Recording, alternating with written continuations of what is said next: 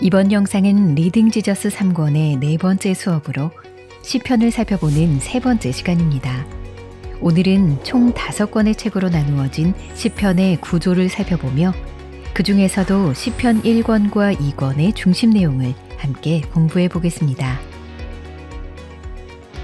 시편은 언뜻 보면 총 150편의 시가 서로 특별한 연관성 없이 제각각인 듯 보입니다. 쓰여진 순서대로 나열된 것도 아니고 저자별로 모아놓은 것도 아니기 때문에 그렇게 보일 수밖에 없죠. 하지만 시편 1편부터 150편까지의 순서는 뚜렷한 메시지를 담고 있습니다.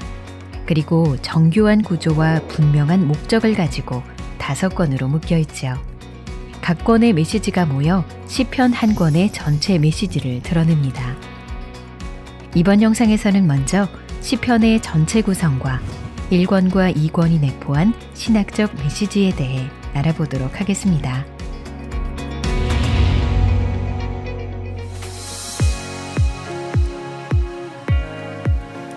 시편은 하나님을 향한 우리의 고백이면서 동시에 우리를 향한 하나님의 말씀입니다. 시편은 시인이 자기 생각과 감정을 표현한 노래이지만 우리는 그 시를 통해 하나님의 가르침을 받습니다. 그리고 이러한 목적을 위해 시편은 조직적으로 배열되고 성문화되었습니다. 우리가 현재 읽고 있는 시편은 총 5권으로 구성되어 있습니다. 그리고 시편 1편과 2편은 시편 전체의 서문 역할을 하며 마지막 5편의 시, 시편 146편에서 150편은 시편 전체의 결론입니다. 시편 전체는 하나의 찬송입니다.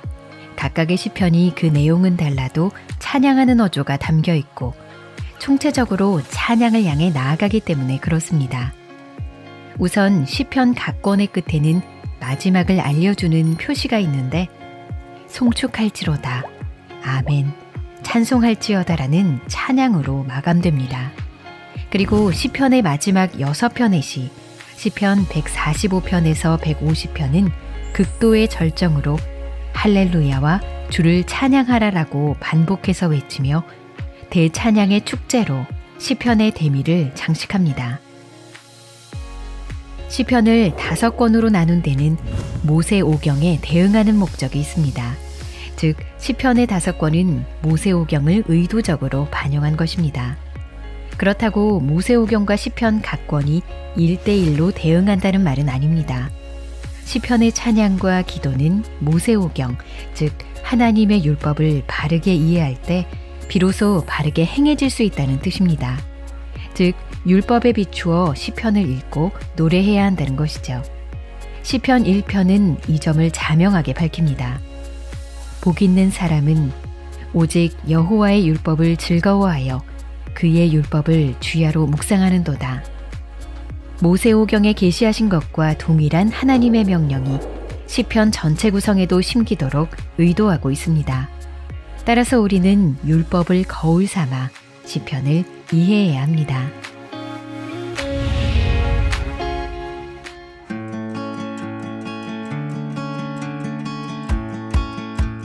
시편 1편과 2편은 시편 전체의 서론 역할을 합니다. 이 두 시는 1권의 다른 시들과 달리 다윗의 시라는 표제가 없고 뒤에 나오는 모든 시로부터 분리되어 있습니다. 또한 시편 1편과 2편을 함께 읽으면 둘을 한 단위로 묶는 문학적 특성을 발견할 수 있습니다. 시편 1편의 시작과 2편의 끝맺음이 복 있는 사람으로 연결하는 수미상관 구조라든지 의인과 악인의 차이를 강조하기 위해 공통의 언어를 사용하는 것이 바로 그것입니다. 이와 같은 요소들을 통해 1편과 2편이 한 쌍이 되어 시편의 서론 역할을 하고 있는 것이죠. 특히 시편 1편의 핵심은 하나님의 율법입니다. 율법에 맞는 격조를 갖추어 복을 표현하는 5행이 먼저 길게 나오고 이어서 나오는 짧고 날카로운 5행에서는 불의한 길로 가지 말라고 경고합니다. 시편 1편은 하나님의 율법을 즐거워하는 신자의 기쁨을 표현함으로써 시편 전체에서 하나님의 율법이 지니는 위치를 강조합니다. 그런데 시편 2편으로 넘어가면 분위기가 사뭇 달라집니다. 1편은 율법을 묵상하는 자에 대해 말한다면 2편은 율법을 대적하는 민족을 보여줍니다. 특히 여호와의 기름 부음 받은 자, 즉 다윗 왕조의 왕에게 반역하는 자들을 소개합니다. 또한 2편은 시편 전체의 주인공인 다윗 왕조의 한 왕을 소개하는데 그분은 하나님의 아들로서 하나님의 약속과 연관되어 등장합니다. 1편에 이어 2편에도 복이 나옵니다. 1편이 율법 안에 머무는 것을 복이라고 설명한다면 2편은 여호와의 기름 부음 받은 자에게 피하는 것이 복이라고 말합니다. 이와 같이 1편과 2편은 시편 전체의 주요 주제를 함축해서 소개합니다. 의인과 악인의 대조와 갈등, 율법에 거하는 의인의 기쁨, 하나님의 통치에 대한 확신, 다윗 왕조를 향한 하나님의 약속, 이러한 축복의 성취를 갈망하는 종말론적 관점 등이 등장합니다. 그리고 이 주제들은 나머지 시편들을 통해 더 풍성하게 나타납니다.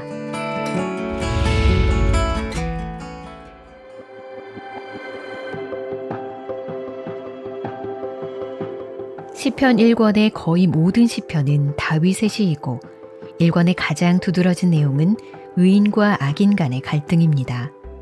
이 갈등 구조는 3편에서부터 본격적으로 시작되는데 이방 민족들뿐 아니라 다윗의 아들 압살롬까지도 여호와와 그의 기름 부음 받은 자를 대적하는 존재로 등장합니다.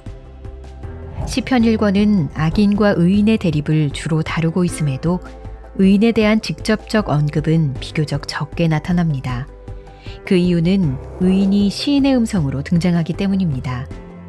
의인으로 등장한 시인은 악인과 의인 사이의 갈등 상황을 설명하는 데서 나아가 분노하신 하나님께 심판받을 악인의 운명에 대해서도 이야기합니다.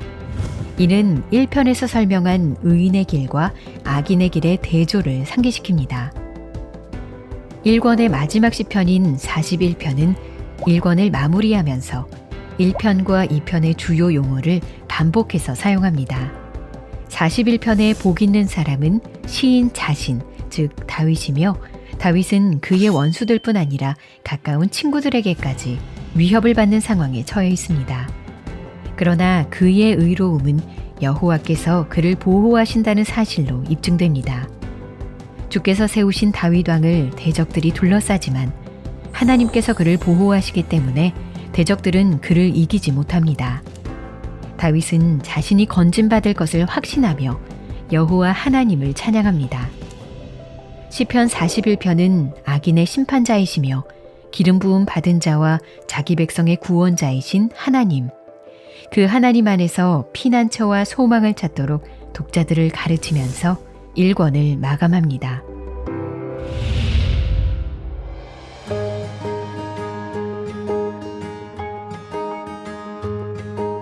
시편 2권도 1권과 같은 주제를 이어갑니다.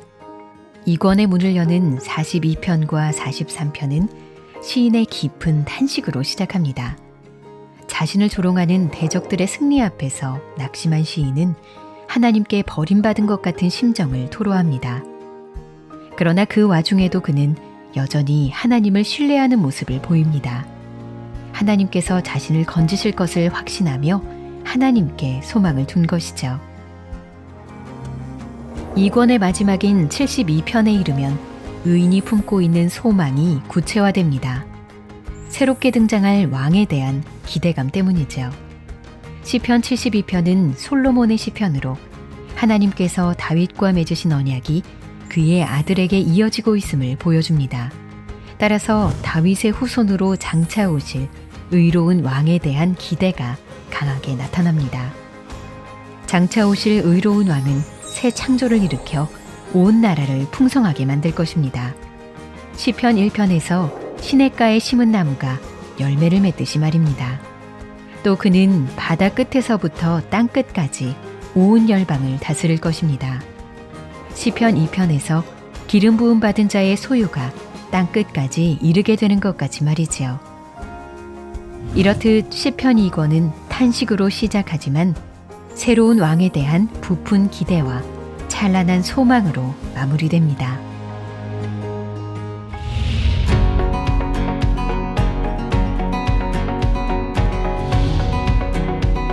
시편의 서론인 1편과 2편은 시작과 끝에서 복에 대해 이야기합니다. 1편에서는 여호와의 율법 안에 머무는 것이 복이며 2편에서는 여호와의 기름 부음 받은 자에게 피하는 것이 복이라고 가르치죠. 이 기름 부음 받은 자는 아버지로부터 열방을 유업으로 얻도록 부르심을 받았습니다. 그리고 이 말씀은 마침내 예수 그리스도를 통해 성취될 것입니다.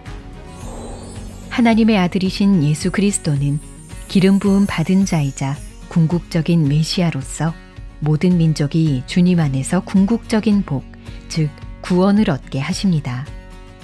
우리는 비로소 예수 그리스도를 통해 복 있는 사람으로 인정받게 됩니다.